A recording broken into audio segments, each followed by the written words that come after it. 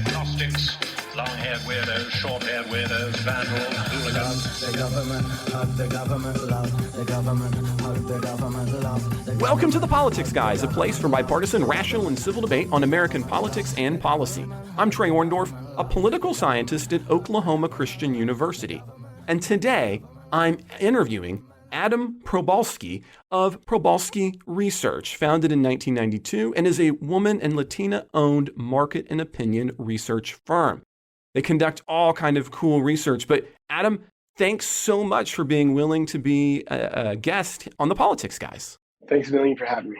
No, I have to be honest, I am really excited about getting to talk to you. I mean, you're a quant guy, you do elections. This is what I send my students out in the world to do, so I'm really excited to kind of get to chat with you about some data on that front. And so listeners, we're going to be talking about how do we kind of perform these. We're going to talk with Adam about that. We're going to talk more specifically how do we use that to talk about partisan ID, some other fun stuff. We're going to be doing all that in just a minute. We're going to pause for just a brief moment, and then we're going to start our conversation with Adam. Okay, so Adam, I just wanted to start by just asking some basic questions for our listeners who may not be in the know. Would you just talk to us for a minute about Probolsky Research? Sure. We are a national market and opinion research firm. Most of our clients are actually government agencies, so cities, counties, other local and regional agencies, state agencies. We do a decent amount of work for evil corporations and some nonprofits. And then we do some politics. We were born out of politics 30 years ago, and so have a very strong foundation in it. But business-wise, we've gravitated away from candidate work proper, and so it's a part of our business, just not the biggest part. So we have this really wide perspective of from a brand perspective, from a political perspective, from a public policy perspective. Yeah, I'm always telling my students there's so much overlap there, right? You can go into jobs. If you don't mind my asking, what ended up pushing you guys a little bit further away from the side of elections? So a few things. I mean, more recently, I started out as a partisan. I grew up as a conservative Republican activist. I mean, in the 90s definition of that, which is very, very different than what that means today. Yes, I understand.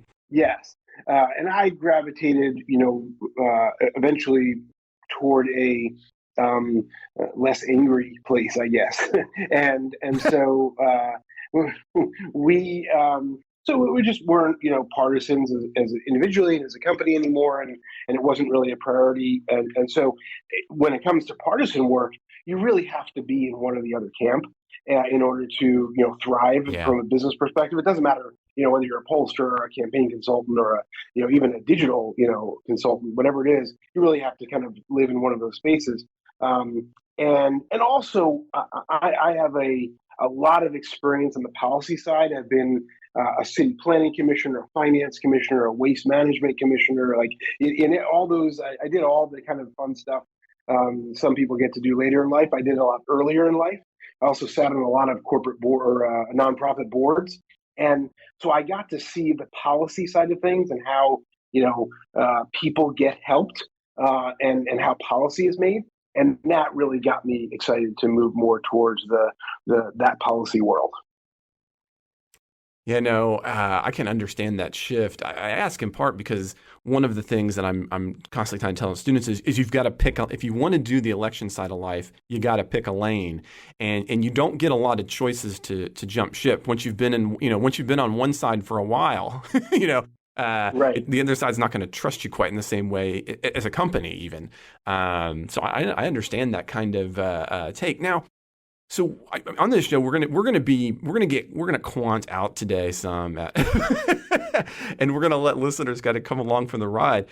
So as listeners might know, I'm a professor.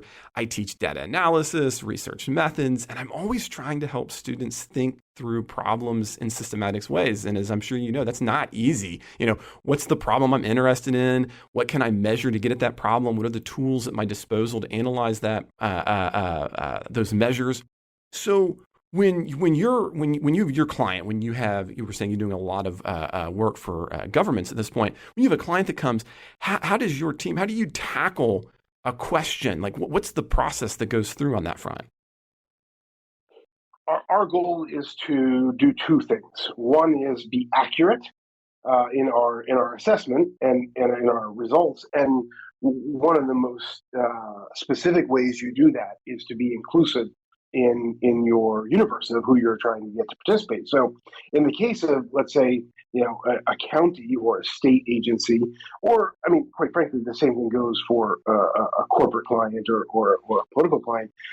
What is your universe? Right? I'm trying to understand what people in Florida think. Okay, or what voters in Florida think. Okay.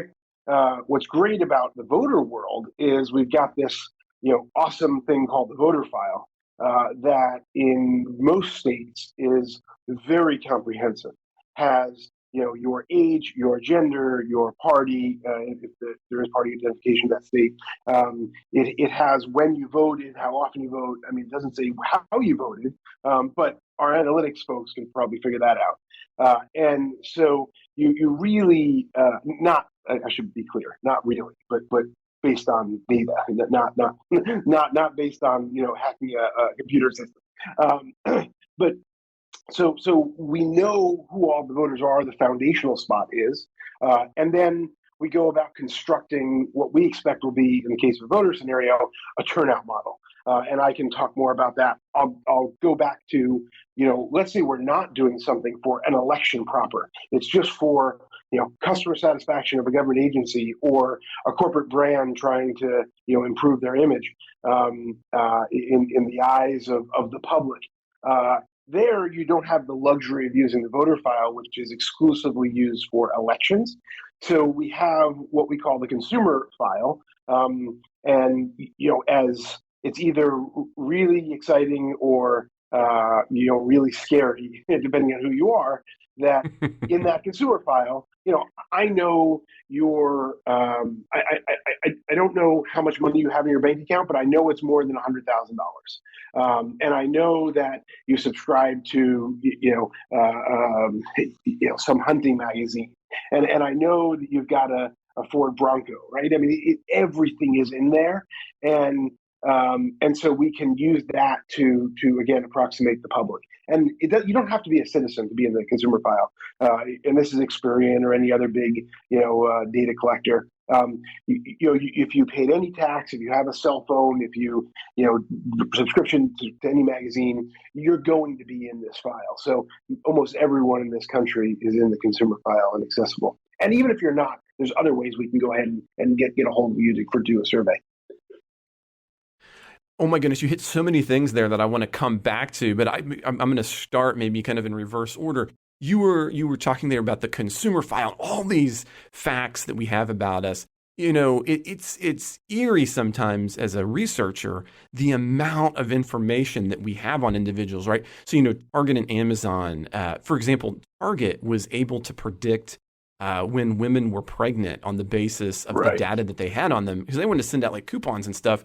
It was a big kind of kerfuffle. And this leads this whole concept. Listeners ask about it a lot. Students ask about it a lot. The big data sets. And one of the things I wanted to ask, and you were already getting into that, is obviously it's useful to you given what you're saying, but how do you guys use those kinds of big data sets to kind of create instruments to make predictions about how people are going to behave for a company, for example? What kinds of variables are you going to generally be interested in? Or is this something that is kind of proprietary? In other words, you figured out that X, Y, and Z, the Bronco along with the hunting magazine ends up leading to this kind of weird outcome. How does that kind of work? I mean, I think big data is a little bit mysterious for some. So talk us through kind of how you guys use that. Sure. Well, first I'll say this. There is no secret sauce. And there's certainly things that we do that I'm not going to, do a webinar for you on, but it's not, magician work. It's data, it's math, it's some art. There's nothing, there's nothing magical about it. So yeah, for sure. We look at, probably things you'd probably think we would look at. We look at, age and gender, to some degree, party, depending on what our project is. We certainly look at voting history, to kind of maybe gauge engagement to some degree. There's all kinds of other things that are in there that you might not necessarily think that might be relevant. So, for instance, the way someone registered to vote, depending on the state, there's many different possibilities. So, in California, you are automatically registered to vote if you are a citizen and you go to the DMV and get yourself a driver's license. So, and I think you can maybe stop it if you want, but it's basically like a called motor voter law, and you're basically gonna be registered. So I may rate you differently as someone who registered at the DMV automatically than someone who proactively went and registered with a registration card or online because you did it proactively. So those are kind of nuances of things that we might look at that will go into our expectation for you to turn out or our expectation for you to engage in some process or something like that. And there's all kinds of other data points like where you were born. So if you were born, in Oklahoma and you live in Oklahoma, I may look at you differently than if you were born in Texas and live in Oklahoma, or if you were born in Guatemala and you live in Oklahoma. And so a lot of that data is available to us, and we can look at you differently as a first-generation American or a second-generation American. We can look at you based upon language. Most Americans speak English, but a lot of Americans prefer to speak Spanish in their home or another language. And so we're very careful not to, assign every Hernandez a Spanish, label, because that's going to really screw you up if you try to do that. But if you're a Hernandez and you grew up and you come from Mexico and you are, you're 50 years old, well, then I have a pretty good shot at being able to communicate with you in Spanish. I'm not going to initiate necessarily in Spanish because that might not be appropriate, but I have a pretty good sense that you might want to. And so we might make sure that option is available, which we always make Spanish available to everyone in the United States. But those are kind of examples of things we might be able to look to kind of give us some guidance. I love the example there of thinking about what's your voter preference on the basis of how you ended up voting. Now, earlier in leading into that, you had talked about, how for the city or how for Florida or how some particular location, you're mentioning Oklahoma, for example, how do we make sure that we're being representative of that? And I know that, no matter how well crafted your tool, your questions are, and we want to get into that, it's meaningless if you don't have these usable data points to go along with it. And so in statistics, what we end up doing, right, is we're trying to get some kind of representative sample so that we can say with some kind of margin error, what's the actual population in this particular location like on that particular variable. Now, sometimes that seems easy enough, but it can be really, really hard, especially when you're talking about elections or you're talking about a small area. So historically, for example, I think of the 1836, the then famous Literary Digest poll that found that FDR was going to lose to Alfland, and why? Well, because they had an unrepresentative sample. The people who purchased the digest were far richer during the Great Depression than anybody else. Or, the 1948 Gallup poll, where they stopped polling, among other issues, a couple of weeks before the campaign and missed out on Truman. So for you, how does your research group, how do you make sure that you're getting the right kinds of samples for sometimes pretty small or geographically defined areas? So it's a constant challenge, and I say challenge because it's not a problem. It's a fun challenge for us to say, okay, what's our universe? Where are we looking at, and how do we accomplish the goal? And again, in the case of voters, it's fairly easy because we have this finite universe of participants. Like we know it's not going to grow, other than in some states you do have day of registration, things like that, which really don't tend to impact the outcome. They're not big numbers. So that's a pretty easy place to start. And yeah, if it is a finite universe, let's say a city, and you've got 80,000 potential voters in that city, then it's actually not as hard as you might think, because it's 2022. I get to call you on your landline if you still have one, and some people do. I get to call you on your mobile phone. Most people have those. And by the way, I get to call you at 9:30 in the morning on a Saturday. I get to call you at 5 o'clock in the evening when you're driving home. I get to call you while you're walking your dog. So really is a big expanded opportunity in recent years of being able to communicate with people. I also get to email you and text you. And we can talk about some legality of that if you want, but so I can onboard you to an onboard experience by email or text. And there's other cool opportunities I have for you. So depending, again, on what we're trying to accomplish, I can send you a piece of mail, which is not as expensive as you might think. And I can ask you to complete the survey that way. I can put a QR code on it to make it super easy for you to get on board if that's the way you want to do it. And I can even target you on social media, and the political scientist in you might gasp at that idea. And let me explain what I'm saying. I'm not just randomly buying ads. I can actually target you specifically, individual voters or individual consumers on social media. Now, Facebook, Google, Twitter, they don't let me send you a direct message necessarily, but I can upload, it's called a custom audience. I can upload the voter file or consumer file, whatever it is, to any of those tech companies.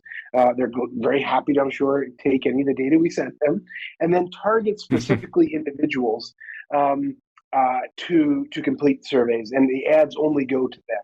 And so there's really a lot of opportunity to reach out to people and have it be statistically valid and accurate. Now, I will take one step back, and for any research purists out there is only one probability sample that is accepted by the American Association of Public Opinion Research, and that is telephone random digit dialing. And so every other technique we use and everything we've invented and created and started using in the last, couple dozen years is a proxy for probability sampling. And that's the most technical I'll get. But the bottom line is we are trying our best to construct a sample that is accurate. Now, what we can do on the back end, and what we do is make sure that we have the right amount of men and women, the right number of people of each category, the right number of people to match, whether it's census or voter file of people in different ethnic categories. And so that's our job on the back end for you to be able to trust the data. Every pollster's job is to make sure on the back end you're matching that demographic to make sure your data is accurate. And sometimes that's a challenge. Oh yeah, and I'll say, I'm not the purist on that front. As a matter of fact, when I came into the discipline, my focus was I was curious about how this brand new thing that I thought researchers were overlooking, i.e., social media, specifically Twitter, was missing out on the way that politicians were actually communicating. So my dissertation was actually called, and then book was The Social Media Presidency. So no, you don't have to buy me into that one. I'm already on board. Now, there was two elements there. One, you were talking about making sure that the sample is representative, on the kind of the back end and the front. And I want to get to that because there's a lot to unpackage there.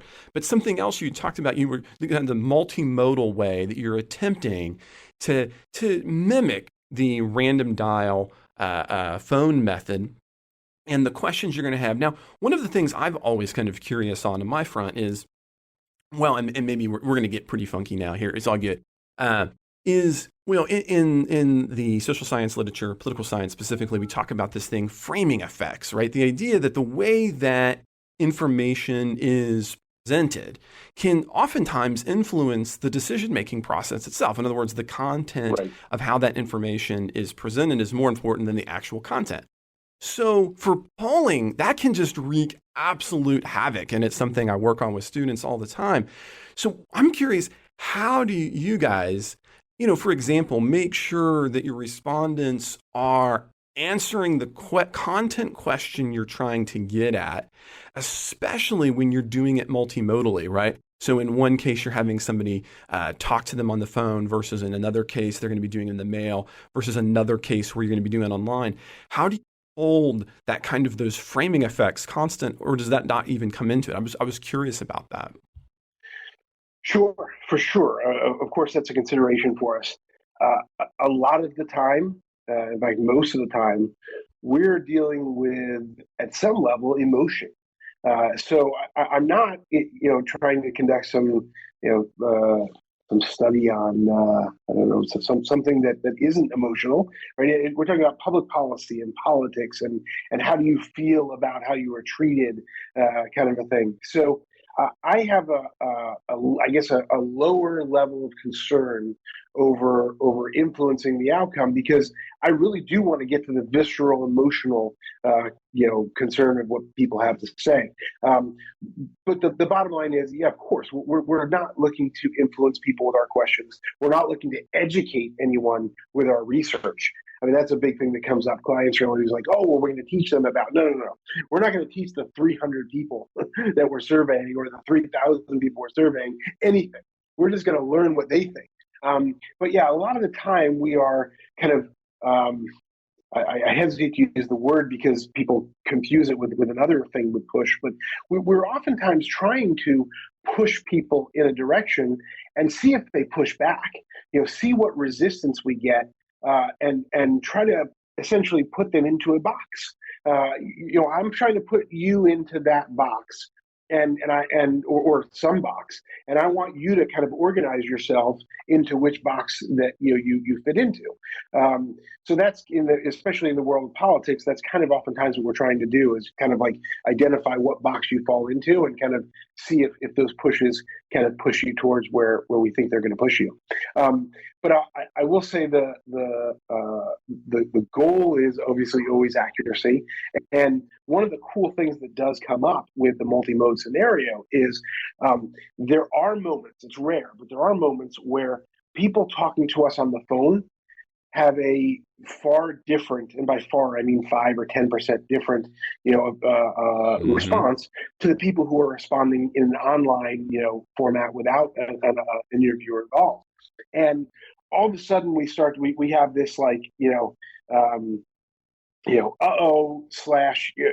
oh, that's exciting kind of a moment, because our first reaction is, okay, wait a second, there's a problem here. Why are we seeing differences? But then it becomes the opportunity. Oftentimes, when that happens, it's a willingness to be more negative, or maybe a little more honest in the online forum. And we the kind of the classic, modern day example of this is the supposed shy Trump voter who wasn't really showing up in that election, because in his first election, because they weren't willing to say it because they were embarrassed, and so or for whatever other reason. So that is something that we sometimes see, and that's the beauty of having the multi-mode scenario, is you get to see those differences if they occur, and start to discover, okay, what was that about? What's the difference in demographic? Oh, maybe they're a little bit older when they respond to us online, and see where it is they fall, and see if we can figure out why. I'm so glad you brought up the shy Trump voter thesis, because one of the things I wanted to ask was, you were talking in part a minute ago as well about, sometimes on the back end, effectively, you got to make sure that your sample is representative, say across gender, other ways, based on, even that you did it randomly, but you may not have gotten a random sample to come back. And as a matter of fact, that shy Trump and some of the problems that national polls at least had was such a big deal that, even Pew studied this. They took a look at the polls that were underpredicting the level of support for Donald Trump in 2016 and 2020, and have tried to kind of like piece through that. And on the one hand, I think this probably makes things for your company harder in one sense, because people are like, polling guys, that's just it's not math. That's just all, hooey gooey. But on the other hand, I'd like you to kind of talk into, you were kind of mentioning there, one of the possibilities is you might get at it when you have a different kinds of multimodal polling. So talking a little bit about, on the one hand, I guess I got two questions. One is, how do you convince individuals, hey, what I'm doing isn't magic. This is math, right? Here's what we're doing. Right. And on the other, how do you ensure that you don't make those kinds of 2016, 2020 mistakes? So on the first side, I wish I had kind of the magic wand to say, hey, I'm good at what I do, Yeah. we are generally good at what we do as pollsters in general in our research industry. Um, but the way I typically do it is first of all, we say, and this is not this is not self promotion, but we have 100% accuracy rating on predicting outcomes. So that's like a great starting point for us, and I think most researchers have like a very high outcome prediction rate. So that's a good starting place. But also by example, to someone who says, because this happens a decent amount of the time, will, like I said, in any political subdivision, like a city or a county, in some states, even some small states, 400, 300, 400 completed surveys is pretty good. It works. And obviously in some states you'll have more like 700 or 800 or 1,000 or something like that. But so we can point to that and say, look, in almost any other scenario in a city of your size or a state of your size, having 1,000 completed surveys is going to give you an accurate assessment. So we use examples, I guess, is the biggest way of doing it. And then what would remind me of the second part of the question? So the second one was, how do you prevent having, in other words, how do you get to that 100% success rate to not, for example, underreport, Trump supporters, for just one particular example? Right. So obviously the multi-mode scenario is really important for that. So we're capturing people from all quarters, and that's really a critical component. Going back to your examples you had of the magazine, the digest, in the Literary Digest. in the Literary Digest example. So you can never look at one of our pieces of research and say, oh, it's you missed some part of the population. One thing that you do see today, and I'm very high on my industry and the people that work in it, the professionals that work in it. But one thing you do see is some of these kind of upstart groups that really want to take a tech approach to research, and they use panel respondents as their foundation for research. And on a national level, and even on a statewide level, oftentimes that can really work really well. It's a cheap way of doing research, and it's it's a pretty fast way of doing research. They're basically people who have signed up and raised their hand and said, I will take a survey if you pay me, a few pennies or whatever it is to do it. And those are really useful. They are not so accurate when it comes to, let's say, a more specific political subdivision like a county or a region. And they don't afford you the same luxury that, let's say, the voter file does or a consumer file, because it's just what information they put into the back end of a survey platform that they've agreed to sign up for to complete surveys for. And so that is a kind of a asterisk mark concern that I have when you see a survey that's exclusively done by a panel. Not when it comes to like predicting a specific outcome. Not do you support firefighters or not? And the number is 89% yes. Okay, that's a good data, right? Don't worry about that. It's a strong number, and even if it's out, even if it's the margin of error, you're fine. Firefighters doing great, but if you're trying to do that on a political subdivision basis and use panel, it's not necessarily going to work. I guess, but just to foundationally, one of the things that we do, and some other researchers do this, is we do what we use a stratified random sample. So we know ahead of time how many people in each of those gender and age and geography categories, based on county or whatever it is in the state that we want to get, and we fight tooth and nail to get actual real respondents to fulfill those proportions, those quotas, so to speak, to make sure that we have the 47% male and 53% female, or well, there's some other folks that classify themselves separately. So about that we get the right number of people in all those categories, and make sure that we're dead on in the back end. What some researchers do is they take the results that come back, and let's say they only had 16, 18 to 25-year-olds, and they really needed 42 of them to fulfill their quota. They will use something called weighting, which I'm sure you're familiar with. Not everybody necessarily is.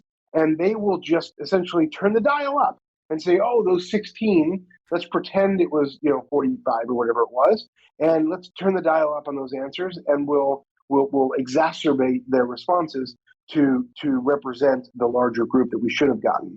It's almost like counting them a little bit more, in a sense, yes. Mathematically. Yeah, that's a fantastic way of putting it.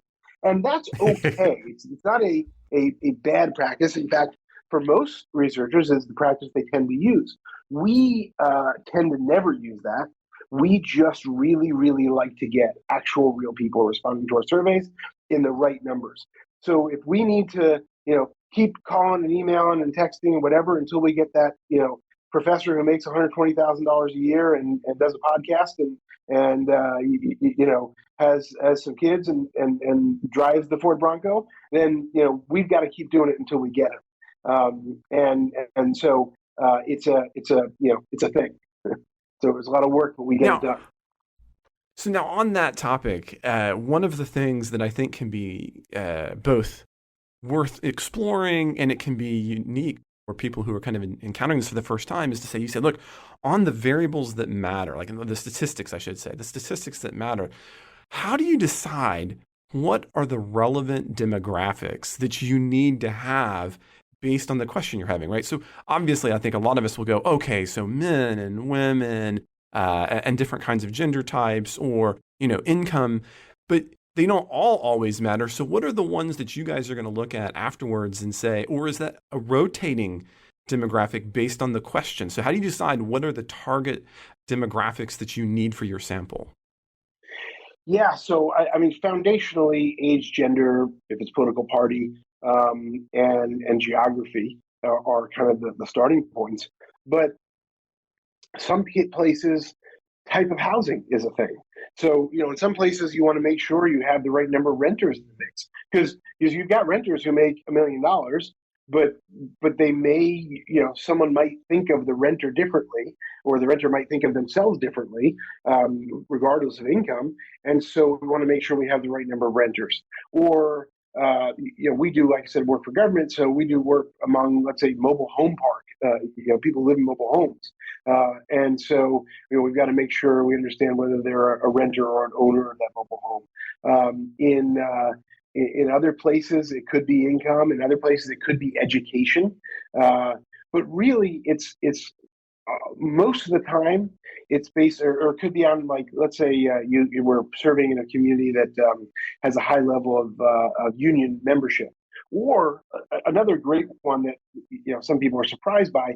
There's some communities in this country where mega churches are like a real big factor in that community. They are like the center of life in that community. And so whether you're a member of that mega church is a thing. So those are some of the factors that we sometimes look at, and really it's on a client by client basis. Is okay, what's relevant here, and more foundational to that is if you're trying to wage a campaign, it doesn't matter if it's for politics or for outreach or for branding. If you're trying to wage a campaign, what is targetable?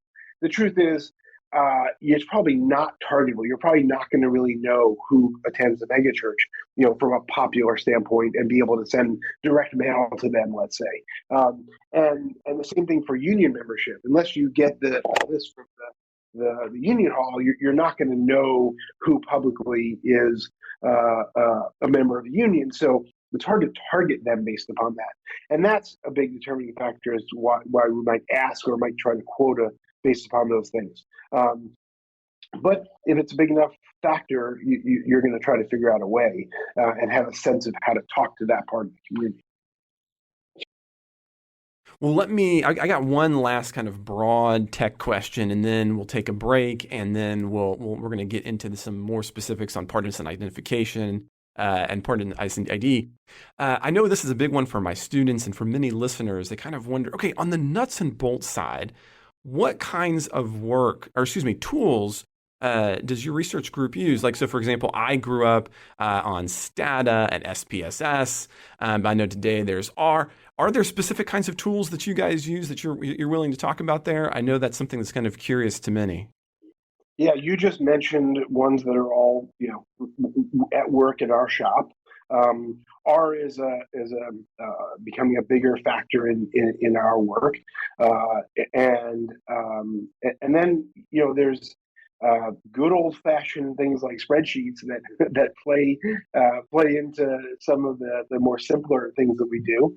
Uh, there is no like tech stack that everybody has to have. And this is like something that I love too, asking other people, what your tech stack is, what do you use? But so those major programs are definitely a part of the process. And then, when it comes to a lot of what we do as researchers is beyond the analysis, is the visualization, is presenting the data. And so, PowerPoint is your kind of standard process for doing that. Some researchers use, something else, but PowerPoint's pretty much the standard. But how do we get what else do we use sometimes? We are, as a firm ourselves, we're kind of like agnostic when it comes to that. So sometimes we'll, build a Tableau dashboard because that's useful for presenting the data, and that's something the client is used to seeing. Or Google has a platform that you can build dashboards in also. But yeah, I think in a lot of ways, SPSS, or there's a company called WinCross that helps create crosstabs. They've been around for a while. The good part about new tech in research is that there's a lot of people trying it. The bad part is it's very oriented towards, when it comes to survey stuff, very oriented towards regularized brand research. So any of the tools, if you look up a tool, and there's dozens of them created in the last several years, they're generally created for someone who's trying to track their brand awareness or brand customer service over the course of linearly for on a monthly basis forever. And they work really well for that sort of thing. When you have 25 new public policy questions every single day for a new client, those things kind of suck. Because you can't really customize them, and it's just not so helpful to have to kind of recreate the wheel every time. So we actually, to finally answer your question, is we've created, invented in technology. We've got an amazing in-house tech guy who kind of really helped develop our ability to create our charting almost instantaneously. And again, it's not some kind of wizardry. He just understood our problem, our challenge very well, and used the inner workings of Excel and Microsoft PowerPoint and some other tools to bolt on to create something that works really well for us. And I think a lot of firms kind of have done something like that because the tool just doesn't exist, like over-the-counter kind of tool. Yeah. Well, I appreciate that. I am talking with Adam Probolsky, and we're going to take just a brief moment, and then we're going to come back and we're going to chat some more specifically about how we get into partisan ID and some other specific measures. Okay, so Adam, we've talked in big general terms about what Probolsky research does and how you kind of get at these questions, and I'd like to drill down a little bit because you guys were really nice to give me some of the data that you've worked on, some stuff from California, so that we can kind of have a little bit more of a specific conversation. And one of the elements you're dealing with there, and maybe one of the biggest concepts that political scientists, pollsters, politicians and their teams use is partisan identification. As a matter of fact, earlier in the first half of the conversation, you were even chatting a little bit about how, well, depending on where somebody registered, you might think about their partisan identification a little bit different. So in the United States, the structure to parties, they're relatively weak, but we oftentimes think of being pretty strong as what we call party in the electorate, or this partisan identification. That is an individual's attachment to one of the major political parties. And the reason why that's such a big deal is because it explains a lot of political behavior. You had begun to talk about this again earlier in the first half, and I'd kind of let it sit on the table for a minute. I would love you to talk through a little bit more about how your research firm has measured something like Party AD, this attachment, how you get at that. You had started to talk about that a little bit, and let me talk about that a little bit more. Sure. So in most of the country, we have party registration by party. And so when you register to vote, you tell them which party you want to be with.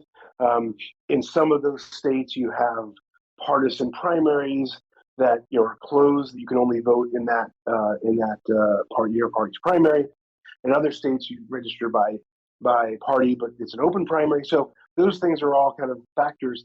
The truth is, if you registered to vote, 10 years ago, and there's no requirement to kind of re-up your registration, your political philosophy or your party allegiance could have easily changed. So there's a lot of, flux in the data that's there. And so we like to ask questions to apply over the course of the election. Let's say, are you a strong Republican? Are you a strong Democrat? Are you a conservative? Are you a progressive? And kind of tie that back to that original party registration or party identification.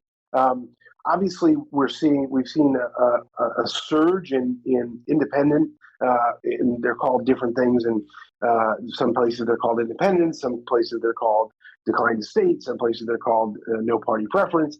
There's a lot of people, especially younger folk, who are not enamored by party politics. They never got some sort of they weren't recruited, so to speak, at any age.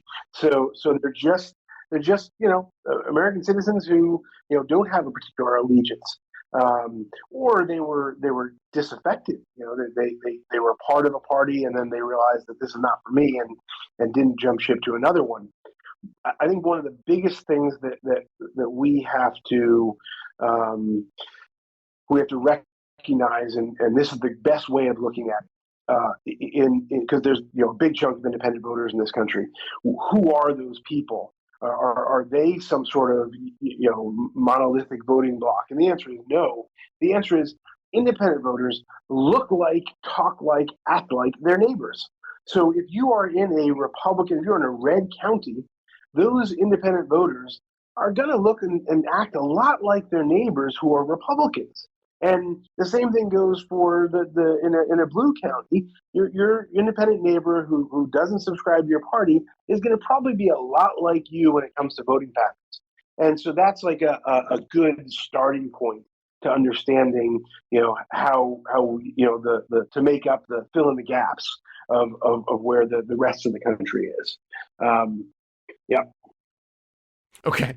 Well, so one of the things that always fascinates me about Party AD is how, once we've understood it and we've measured it correctly, how huge of a predictor it is of vote choice. As a matter of fact, in a recent work, I don't know if you're familiar with the one, it's 2015, Bonnieu and Kane found that even in nonpartisan elections, in their case, they're taking a look at judicial elections that had to be nonpartisan. The biggest explanatory variable for voting was the party cues, even though they couldn't actually have the RD beside your name. So even in nonpartisan races, they're really heavily influenced by Party AD in measurable ways. So when you did, I guess you don't do this quite as much, when you're working on like the campaign side of things, what are the variables? Party AD is a relatively stable variable. You talked in your answer about how, over the course of a decade it might change, but it doesn't generally change over the course of months. What are some of the more malleable variables that you guys look at it when it comes to politics? Yeah, so for sure, what you just explained is totally true. We are iconography is a great way to drive people's understanding of things, and party cues is just as good. An image of a police officer or using on a piece of direct mail, Ronald Reagan, right? It's not so hard to figure out what you're trying to communicate, even if you don't, say you're a particular partisan. So for sure, I think that's a big part of it. And when you're campaigning, and you're not necessarily, talking about party. You do get to target voters based upon party without necessarily saying it, and you can, show different imagery and iconography and things to different people based upon what you expect their party to be. But the we've seen in more recent years, specifically Trump is another, anomalous factor that you saw, depending on the community, anywhere between 10 and 20% of let's say Republicans who would not vote for Trump for whatever reason. And so you all of a sudden had that challenge in the mix, and maybe that's one of the reasons why some of the national pollsters got it wrong, is they kind of had this starting point, assuming that to be wholesale support among Republicans for the Republican nominee, when it just wasn't the case. He was just, there's too many concerns they had over his behavior or whatever it was, and that they wouldn't support him. So all of a sudden, that construct that we come to hold so closely, that partisans vote for partisans, started to break down. And so you have to do some other work to discover what it is and find the proxy for what it is that's going to drive them. And that's when questions like, the strength of your association to the party, but also, I'll tell you this, the one of the greatest assets we have in a situation where you see some spillage, we'll call it, of people, partisans who aren't going to necessarily support that particular candidate. And that there's just as many examples on the Democratic side. Right? There's people who can't stand Nancy Pelosi on the Democratic side and won't ever support her. So what do we do there? Well, we like to start with qualitative work, and that's maybe not the answer that pollsters love to hear, because there's a little bit more work to it. But we like to start with a focus group, or some other approximated way. We have other tools we use. We use video capture and things like that. But you foundationally, when you find out there's a little bit of challenge, you do a focus group or 2 or 10, and you say, okay, what is it that's driving your consideration here? Can you tolerate it? Are you comfortable with this nominee? If not, what is it that puts you off? And we start to identify those concerns that are out there. And once we identify those concerns, then we can start to place that in other places and ask the questions. Oh, so they're concerned about the way he treated women, Trump treated women. Great.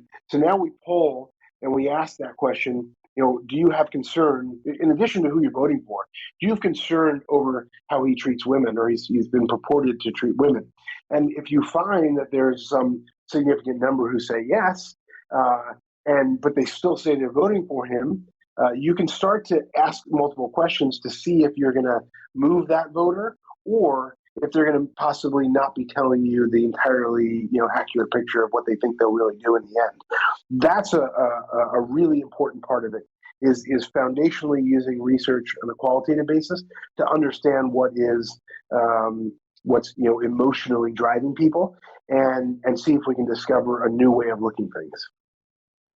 I want to start by just saying I'm going to play that clip for my students forever, because the use of qualitative factors in order to figure out how you want to do quantitative research is so key, in my opinion. So I was just sitting here nodding my head. Yeah, I agree wholeheartedly on that front.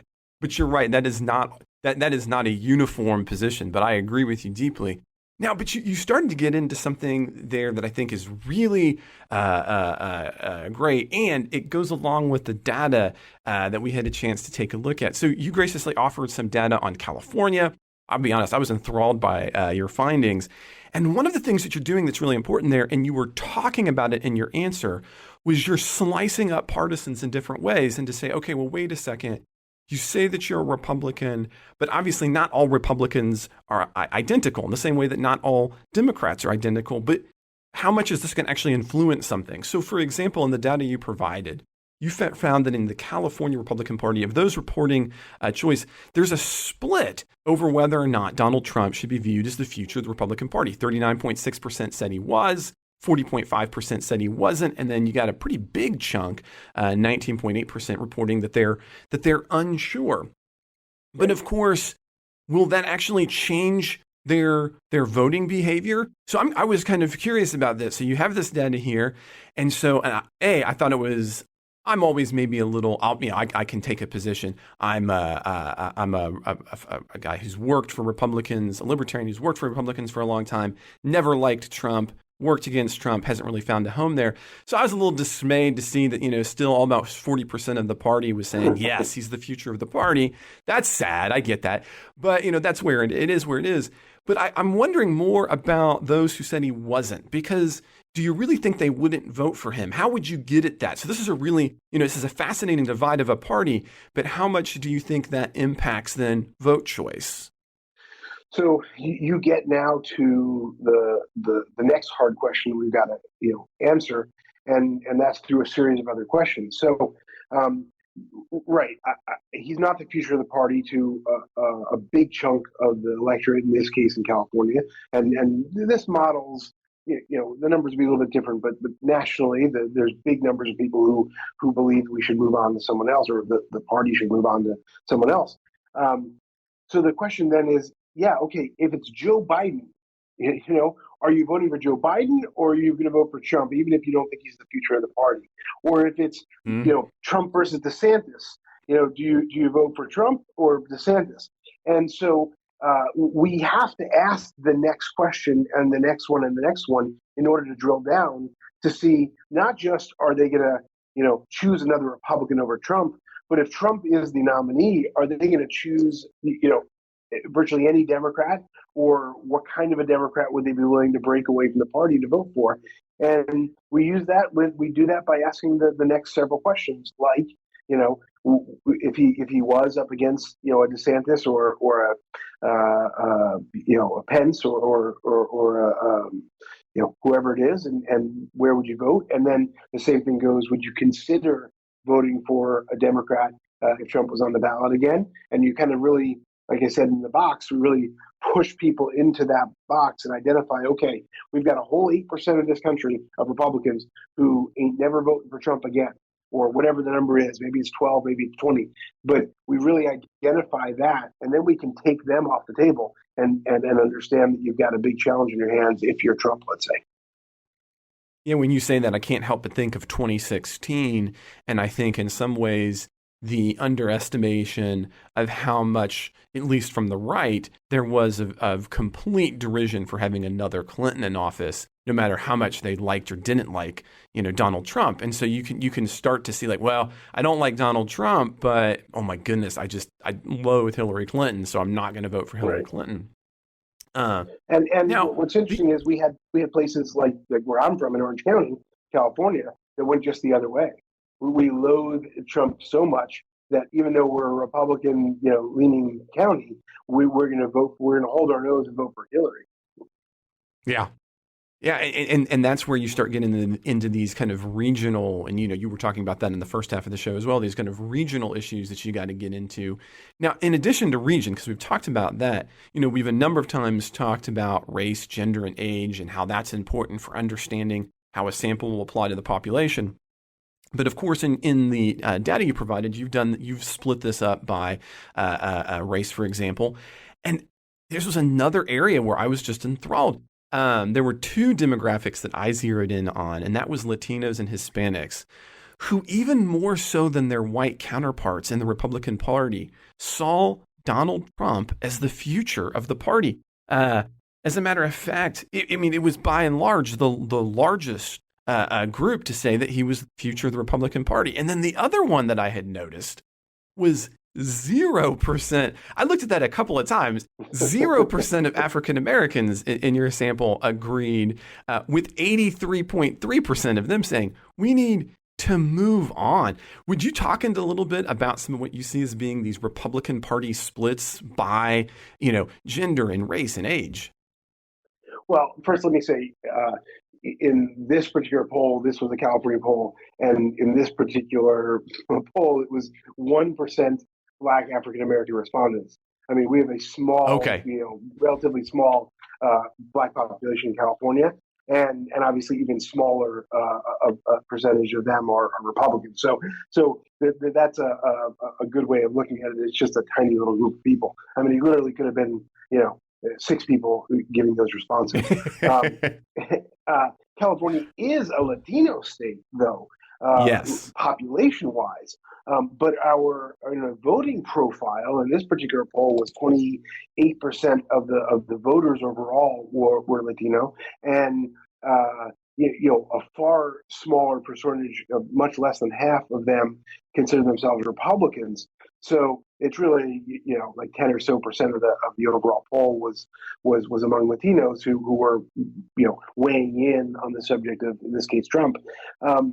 But there is you can look at conservative Twitter a lot and see every time there's a stat that shows any kind of minority group supporting Republicans or opposing Biden's approval level is like in the toilet, right? And it's even in the toilet with Latinos, with African Americans, with virtually every group thinks he's doing a terrible job. Which I look, this thing's working pretty well for me, so I don't feel that way, but I understand that what's happening today isn't working for everybody. So I don't I don't get angry at them. But the point is that there's excitement, I think, in conservative world that there's consternation over where this president is standing. But there is also a sense that the perfect, neat, tidy MSNBC package that is every Latino votes Democratic and every Black person supports a Democratic cause doesn't really fit anymore, if it ever did. And so the things that you point out are accurate, right? There's not some voting block that says you have to vote Latino and you have to vote Democratic, and so there's traditional Latino groups or Hispanic groups like Cubanos that vote Republican in Florida. But it's beyond that. You could be you can identify as and be a Latino, first generation or fifth generation, whatever it might be, and whether you're affluent or not, you can have a very different opinion, especially when it comes to border issues. So I think it's very helpful as a guide for us to understand based on all those categories. But if you really want to understand that population, I'll give it to you again. You got to do a focus group, and you got to do some more discovery work to break down those communities. Even ask among those communities if you're going to do, let's say, a Latino poll nationally. Country of origin, generation, they are, income level, education level. All those things are determining factors, not just because they have a Hispanic sounding last name. Yeah, and you're absolutely right on that front of if it was ever true about these kind of voting blocks. When you take a look at the data from Texas, for example, the border counties, for example, are far more likely when you're Latino to move towards Trump. And that's something we've talked about in the show that I've parsed in my own. And so you got to be careful about that sometimes. There are these almost cultural assumptions about what, I'm going to put this in air quotes, you can't see it, but what the data is. And when really that's not what the data is, Right. But again, that kind of gets into the how do you help people. Now, on this polling, you also did, obviously, this is California, so you're taking a look at Democrats. I was really curious about that side of the House as well. And it was one of the things I thought was interesting was, okay, you were talking about, well, should the Democratic Party be more progressive or not? And I actually looked at your question, and I thought it was kind of a cool way. You guys had picked, particularly, you mentioned AOC and Bernie Sanders as being the kind of more like them. So this is a great example of how did you end up picking those two to be progressive, to make a valid question? Because obviously there's a lot of potential names that could go there, but you need something specific. You want it to be not just progressive in a general sense because you're trying to have a valid question.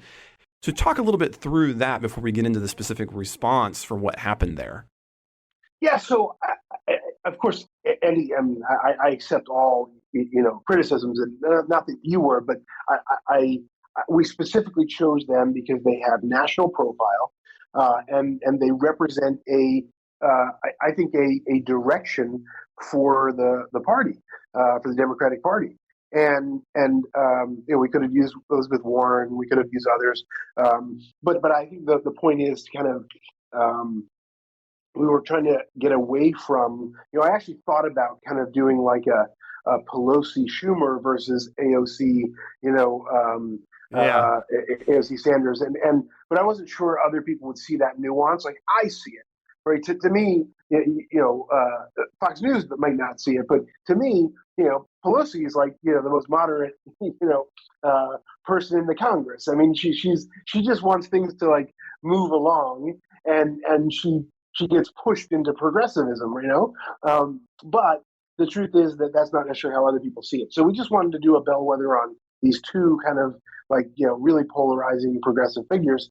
And it turns out that, the plurality of the party, or just that 50%, say they kind of want that to be the direction of the party. Now, if we named other names, it might have been different. If we described it differently, it might have been different. But my point was to kind of really illustrate whether they are the future or not. And a majority, a very small majority, almost say they are. Well, and on that front, one of the other things I had noticed was, so when you go back to the Republican side and you take a look at if Donald Trump's the future of the party, it was unique to me to see that I didn't notice a particular obvious age shift. In other words, I couldn't look at it and go, oh, okay, the older you get, you're definitively being more Trumpian, and the younger you get, the less Trump you are. As a matter of fact, it kind of seemed to be in that middle age range where he had the most support. But in the case for Democrats and progressivism on your poll, there did seem to be a bit of that, where the 18 to 29 crowd was far and away the most progressive responding at 70%.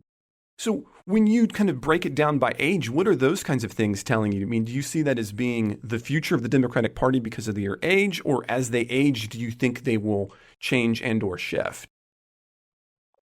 So, I mean, it does portend the future of the future being more progressive, and so, but also it's we can talk all day about media consumption and news source information, and so younger people, their news source and Democrats anyway, are going to lionize that progressive part of the party. And so that's really where their news is from, and also it's if you're a young Democratic voter today, you probably care deeply about things like student loan forgiveness, and abortion rights, and you see that progressive wing of the party being the most activist on things like that, and also equity, and so. It's only natural that younger people are going to gravitate towards that. Now, predictively looking forward 10, 20, 30 years, are those younger people going to keep their hyper progressive outlook on politics? I don't know. I'm not the crystal ball of 30 years from now, but I do think it's there are some people that are really watching that closely to try to figure out if that's going to change, or if there's going to be a further divide in our politics. I hadn't originally intended on asking this, but this is, I think, always a relevant question, and I loved your answer there. Look, you're not an oracle who can predict 3 decades in the future, but at the same time, when the reason you do these kinds of quantitative analysis is to say something about at least the near future. So when you're looking and having this kinds of data, what's its shelf life? Well, I'll tell you what the FEC says. I think the Federal Election Commission says polling has value for a year, and someone, some lawyer can weigh in and tell me differently. But and the reason for that is, right, if you're showing polling to a candidate, then it's kind of technically an in-kind contribution, and so it has about a year's worth of value according to them. But it depends on a broad scale like this, a statewide basis, a national basis. Data is good for 6 months, a year, or sometimes more. But when it's not, So, for instance, we're in a peacetime and everything's great, and nothing's changed. And yeah, I support our military and our current level of military spending. All of a sudden, Russia starts attacking, Eastern Europe, and the world changes, and I'm going to be supportive of spending a lot more. So I think, barring some dramatic shift, and we're probably not going to see that politically over the course of the next, year or so, these numbers are great for a year and a half.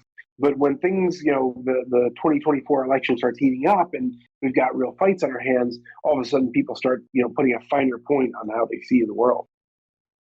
Yeah, those systematic structural changes to the universe can be terrible, especially as a researcher. I can't tell you how many people I know. You're doing research and then 9/11 happens and you go, oh, now my research is crap. Right. What do I do with that? COVID was a great example of that. I mean, yeah. it just kind of, the floor drops out. And that's why, you got to be prepared to track and look at numbers again and again. So let me kind of bring this around because I know that we're coming to the end of our time together. And this, on your website, you list all the things that you do for government, corporate, and election clients. And one of your consistent messages that piqued my interest was you talk about that ability to provide messaging. Because again, as a political communication guy, I'm very curious about messaging. And so as a researcher, what came to my mind was okay, whether you're working for any of these three, how do you make the move from, okay, I've done all the data side, right? I've done my qualitative work to understand what kind of questions I need to ask. I've asked my questions. I've asked them well. I think, I've got a great sample. It's saying something about the population that I wanted to say it about. How do we move from that to, okay, here's what you do with it? Because my guess is you can't just dump this data on somebody's door and be like, okay, by the way, here's all the data. Good luck. And no one's ever going to hire you again. So how do you make that move to the messenger and say, okay, well, here's what people think now. Here are our suggestions for what you do. What does that look like? I'm always curious about that last piece of the move as well. Sure. And I think there might be some examples on our website, but there's a million out there that we can pull from.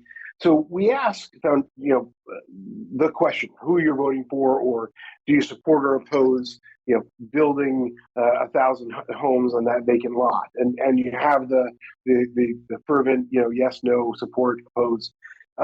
So the next series of questions is, breaking down what we call the features and benefits. This candidate has a dozen years of experience in Congress. Does that make you more or less likely to want to vote for them for governor? And this candidate had a DUI when they were 22 years old. Does that make you more or less likely to vote for them? That's not a mean question. It's a fact, it's reality, and you want to understand the impact of it. And so when you go through those series of questions, whatever they are, the what we call features and benefits, we start to understand what moves people from one place to the other, which of those voters are moved from one place to the other based upon that, and we hopefully identify your top 2 or 3 or 5 messages that really resonate. Right, this candidate obtained the rank of captain in the army and had 3 tours of duty in Afghanistan, and all of a sudden you start to build the narrative of when you see that bio of the guy running for Congress or the woman running for mayor, and you wonder, like, why did they choose to put her her award from the Mothers Against Drunk Driving in her bio. Well, it's because I don't want to be cynical about it, but if they had research on it, it's because of the research. And obviously because she's passionate about it and it's important to her. But when you have a campaign of resources, they're going to pull all those different factors and backgrounds and things. And most things are going to be purposeful. What they put online, what she says in her speech, how she presents herself on TV. Adam, thank you so much for being here and answering, I know, just a plethora of questions from me on what you do every day. I appreciate it. Sure, happy to. Glad to be part of it. Bring me back anytime. Oh, well, I'm glad to hear that. We would love to do that. I've been talking with Adam Probolsky. He works with the Probolsky Research, founded in 1992, and works together, as we were talking about beforehand, with your very accomplished wife. Yes? Correct. Our CEO, who is also who is our CEO of our company and owns our company. We are a Latina and woman-owned firm. So yeah, absolutely. Well, maybe next time we can get you guys both on the show, at some point. That would be a lot of fun. But again, I've been talking with Adam Probolsky with his research group. Thank you so much, Adam. Again, listeners, thank you guys so much for listening to this episode of The Politics Guys. The executive producers of The Politics Guys are Bruce Johnson, Wilma Marino, Andra Masker, Daniel Toe, Ryan Beasley, Tony Cooley. Today's show was produced by myself, Trey Orndorff. I hope you'll join us next time.